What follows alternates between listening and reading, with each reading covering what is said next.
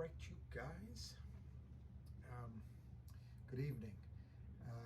I'm going to try to do, let me see if I can get this a little closer to me. I'm going to try to do a quick video for you. Let's just see what I can do here. Get it intimate, I guess. I've been working yesterday and today. I've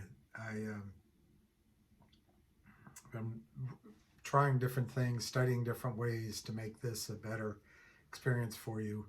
And I did a video already earlier, and it just won't upload. I found that one of the videos that I did over the Thanksgiving weekend, just before, it was on Thanksgiving Day, it says upload aborted. I didn't know that. It was Thursday. I said buy gtii on sale the next few days.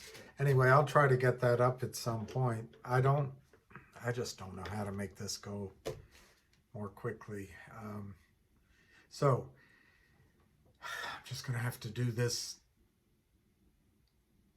the way I tell jokes, the dad way, instead of the most modern, up-to-date way. So this conversation I want to have with you is about, I'll write it down. How about that? I'll write it down, stick in your head. I want this to be about three things as it relates to COSM. COSM, everybody asks me. Three things. And I got, to me, these are the only three things that matter. I don't know if that's backwards or not, but the two SIs or S1s, in other words, short interest, the S1, and the reverse stock split. I guess that would be RSS. So I'll change that.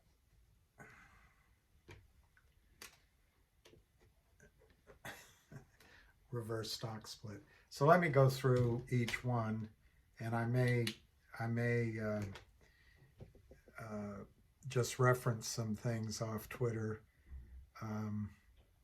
and some websites, but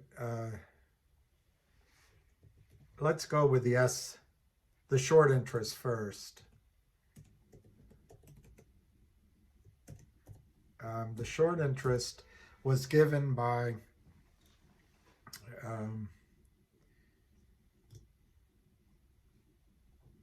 Lou in a post. It looks like a TikTok post to everyone. It says if GT, no, that's not the one I want. That's about the S1. But I want to give you, okay, I can't find it. I know, because I couldn't find it before. But Lou put up a post that showed that the short interest was almost 2,000% in COSM. I'm not coming down hard on him. I don't think he intentionally made a mistake at all. That's what a lot of people have put out there, that the short interest is really high. Well, this video that I have going up,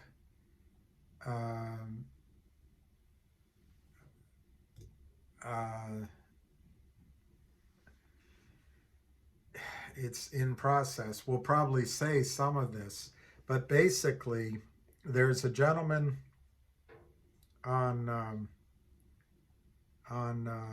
Twitter,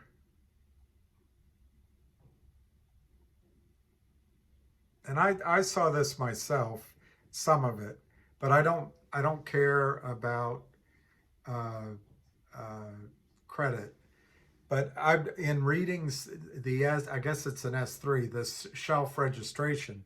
Basically, they have a shelf registration, COSM does, dated December 1, 2022, for $50,000 worth of shares of common stock, shares of preferred stock, warrants, units, or subscription rights. Basically, this is a placeholder. If the stock gets to where they want it to be, they're ready to go. In it,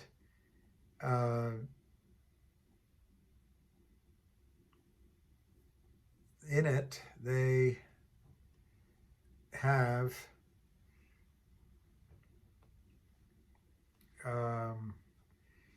as of November 29th, there were 529 million warrants issued and outstanding, exercisable to purchase by the holders of up to 52.9 million shares of common stock. So, and then the exercise price ranges from 0.12 to 3.30 a share. So it didn't make sense to me that there could be a short that's 2,000 times 52 million or 100 million. Now that doesn't, that's in the fully diluted shares. That doesn't necessarily mean the float. So then this guy Frank Benedetto, who I love his motto, "Save the Ocean." I love that. But he got yesterday, it says 27 minutes ago, so maybe it was this morning. But anyway, he said directly from the chief operating officer, total float for COSM, 180 million shares. Free float, 153 million. And the insiders control 90 million. So it gives about 240 million outstanding shares. Greg McCabe, who is I remember the name from Torchlight days, has 45 million shares plus 12 million warrants. And then insiders have 30 million shares plus 9 million warrants. So it doesn't seem like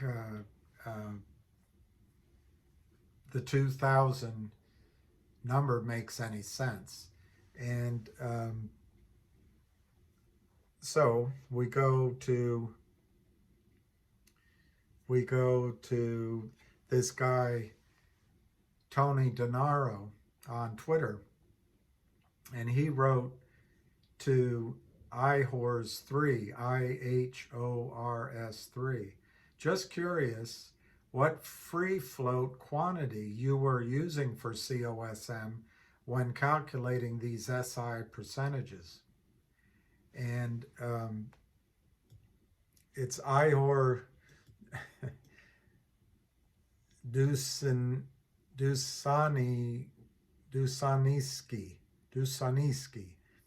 It's tough. Dusanivsky, maybe? Anyway, he replied on November 23, FactSet, the group that's calculating, has the float at 0.92 million shares, so under a million shares. So when they calculate that the percentage short interest is almost 2,000, they're basing it off of 0.92. So let me see if I can read something else to you. Yeah, here.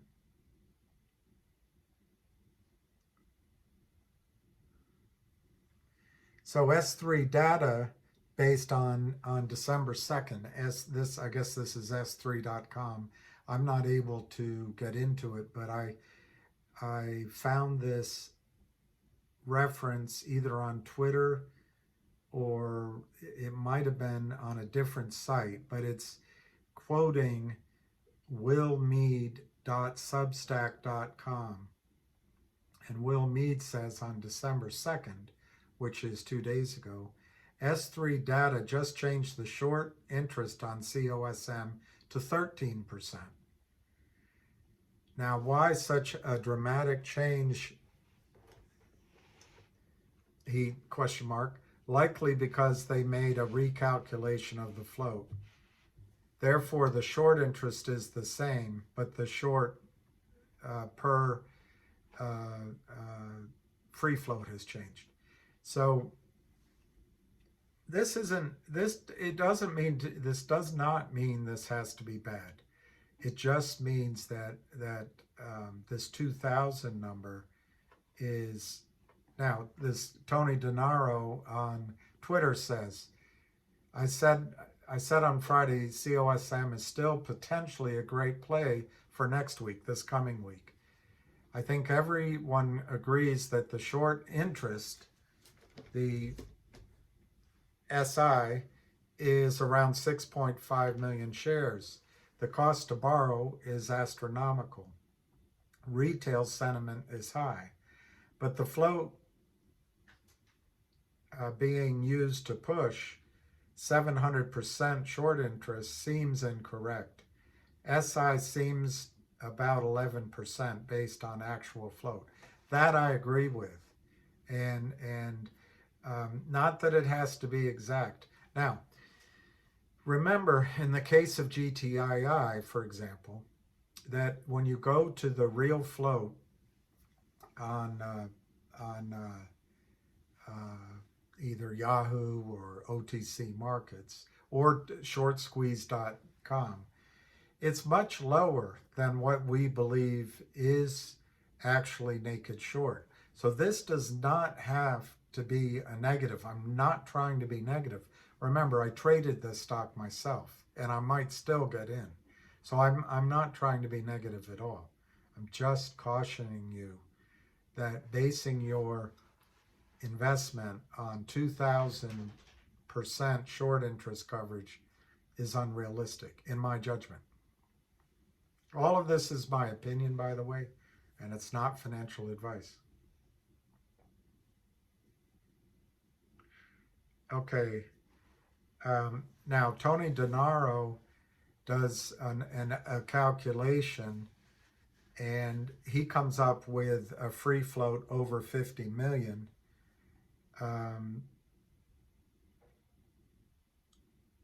Frank Benedetto came up with a free float of 153 million. But remember, you got to take the insiders 90 million off of that, and that's always the problem when you're trying to get a sense of what's really trading.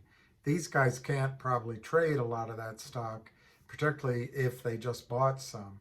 They might be frozen for a while to sell those. So on the other hand, they may be able to sell quite a bit of it. You just don't know. So we're trying to come up with a number that's very hard to come up with, but I don't think it's less than 1 million shares for free float. Okay, I think I might have covered now. Now the float that comes up on Yahoo for Cosmo is 57 million shares, and that may be before the recent purchase by the CEO. But that's what Yahoo shows as the float, 57 million shares. Also shows percentage held by insiders at 42%, which is excellent. Okay, now I just want to say relative to this, and I put this on this video that's still uploading. So I think COSM has an enormous amount of momentum behind it. There's an extraordinary amount of buying pressure from retail and others. People think it's going to go much, much higher. So I'm looking at the chart as I'm speaking to you, and I see support, I don't know, broadly where this sold off the other day, in a spike. It's now, it's broadly, it's now it closed, I guess, around 53 cents.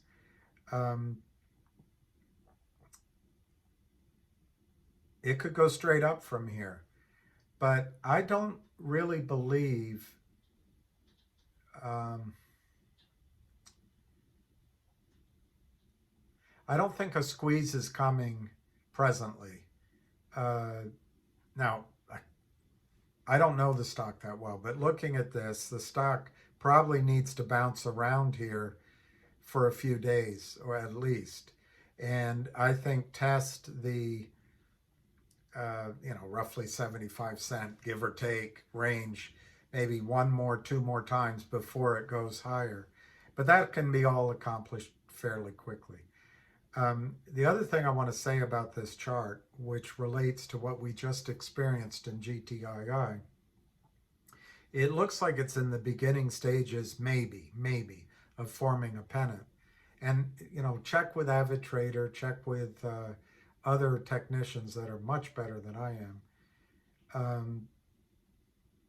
So it presents to me, if it does that, it also presents the risk of being attacked, just like GTII was at some point. I don't give that high odds. I don't give that high odds. But I just want to point out that it's not the, to my eyes, you've got to, it's going to try to get to $1, which is what the company does want to get to, so it can go public. I'm sorry, not go public, so it can stay on the NASDAQ. And maybe it gets there into the $1, $1.10, $1.20 range. There's a lot of resistance there. So I guess what I'm saying is this idea that there's an imminent short squeeze based on a short interest of 2,000. I don't think it's 2,000. I think it might, the published short interest is maybe 11 or 12 or 15%. Doesn't mean there could be a lot more, like we already said. So the risk reward, there is some risk. And I think, and this comes down to why I'm doing this video, I think this is a case where you need to use your best money management skills. And I don't know. I used to be taught if you bought, 900 shares at $10, sell a third of the shares, or 300 shares at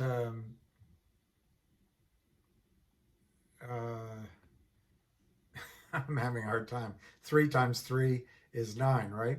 So sell 300 shares at $30 to get your money back. So you sell 300 shares at, and that leaves you 600 to play with. But so here you can do, so the idea is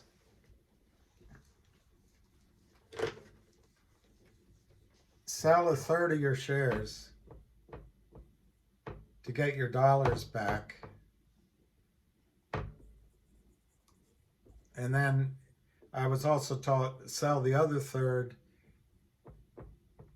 at double that, and then let the last third ride. So that's one strategy. But I'm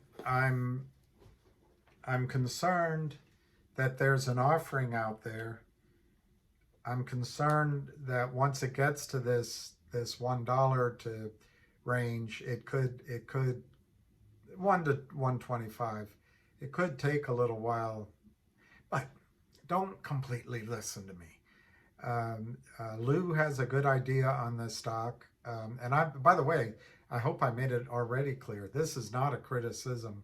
His recommendation and Avid's recommendation and others, well below 20 cents. Excellent call. Absolutely excellent call. So I'm not trying to throw shade on this. I'm just really cautioning that Wall Street knows we're all retail investors, and they're going to take advantage of our naivete, me included, and try to get this down. Okay, done with short interest. S1. I want to tell you about the S1.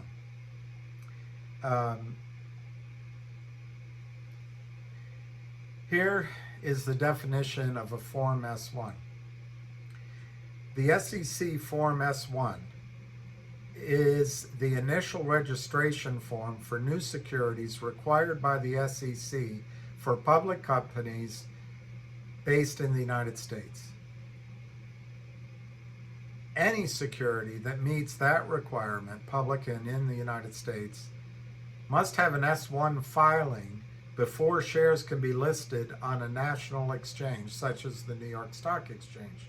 Companies usually file the Form S1 in anticipation of their initial public offering, or the IPO. The S1 requires companies to provide information on the planned use of capital, which short sellers don't have to do. They do, but they don't. Detail the current business model and competition, and provide a brief prospectus on the planned security itself, offering price methodology, and any dilution that will form. The SEC Form S1 is also known as the registration statement under the Securities Act of 1933. The investors can view S1 filings online to perform due diligence. Okay, key takeaways. It's repetitive. The S1 is an SEC registration required for U.S. companies that want to be listed on a national exchange. It's basically a registration statement which is filed in conjunction with an IPO. Any amendments are an amended S1. And then the issuer, the company, is responsible for any material misrepresentations or omissions. Okay, now, I'm not going to try to find it, but I'm going to tell you that from many different sources, my own research, upstream requires 4 to 6 weeks minimum to approve the process for dual listing on their offshore blockchain exchange. That approval process cannot be rushed. I mean, it can take as long as several months, but an expedited process is 4 to 6 weeks. Let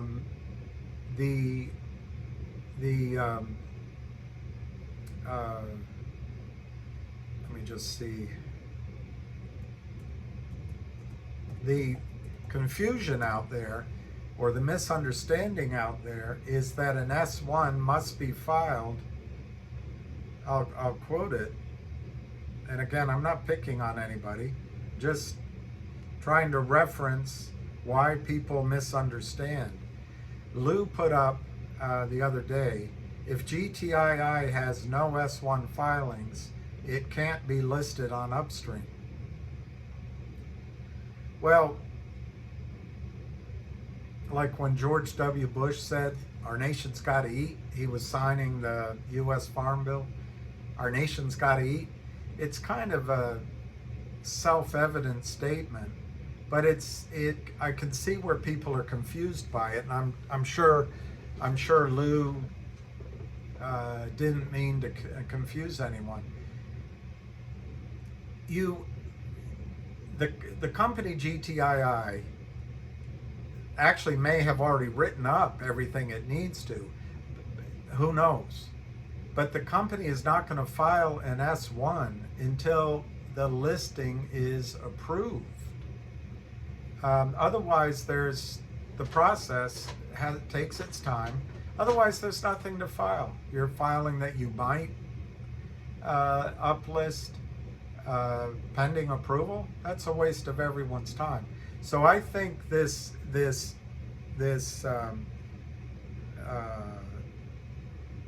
misunderstanding about the S1 is just simply wrong. Obviously, what Lou says is true. Once Upstream approves it, in order for GTII to be uplisted, they have to file an S1. But the fact that they haven't filed it yet does not indicate one way or the other that they're not working as hard as they can to do it, or that it's not going to happen. I do caution that it hasn't been approved yet. And it's just one of many things that GTII is doing to force settlement in GTII.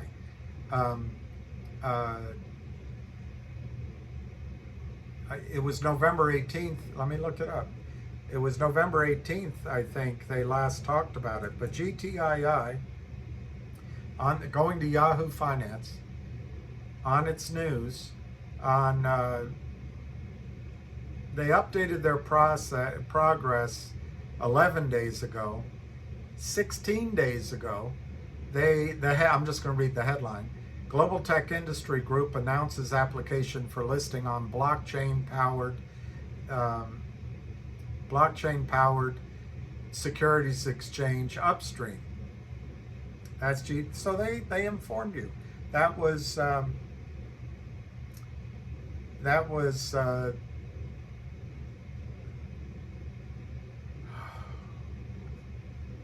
gotta put it in again.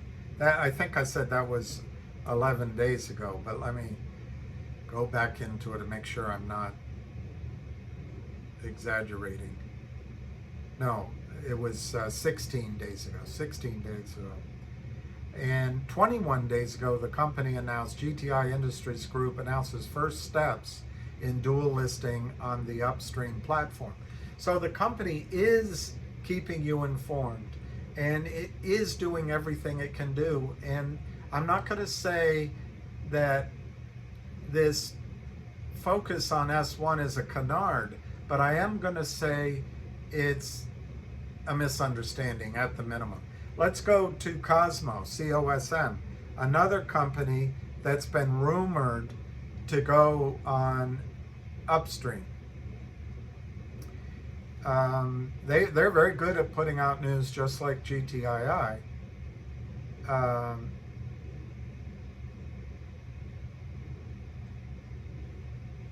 Just looking down at the headlines. Just looking at the headlines. Just looking at the headlines. There's absolutely no announcement that COSM has begun or is going to do Upstream. I'm not saying they won't, but there's not even an announcement yet. Let's go to crtd.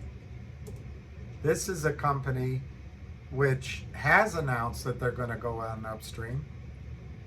They announced 13 days ago and provides update on dual listing plans. And then 27 days ago, announces application for dual listing on blockchain-powered securities exchange Upstream. So I'm not going to bore you with reading it. You can go look at it. But there is a real misunderstanding here that I think is unfortunate. Then let me just go one more place.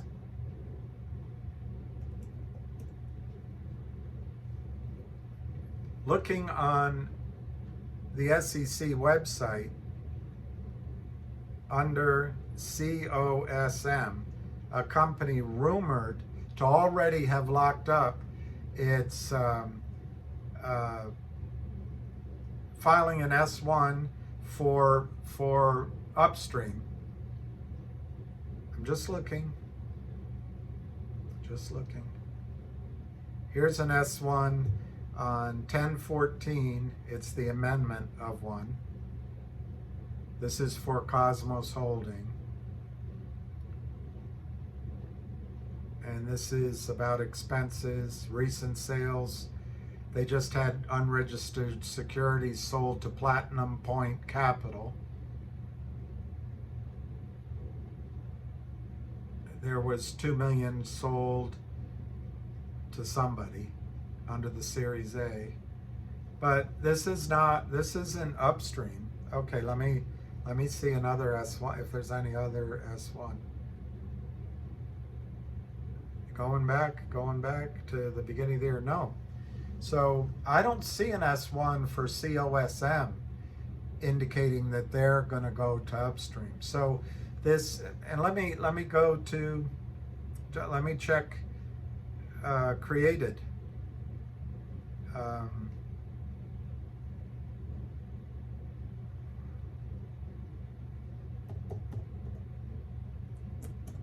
Who has announced it, and let's just see what they have. Any S1s? There's an S1 general form for registration on 11/23. Let's see what that says.